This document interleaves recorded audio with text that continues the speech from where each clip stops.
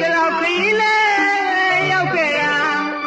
ရရေးရွာရေးကူရေးတန်းရေးကျွန်တော်ကိုလေအသိပေးကြတာ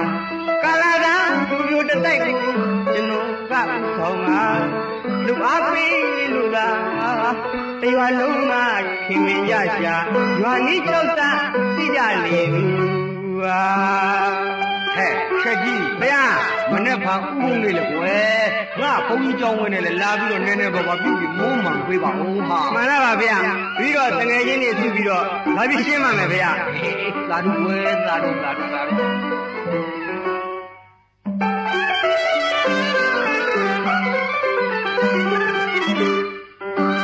ရွာဦးကျောင်းက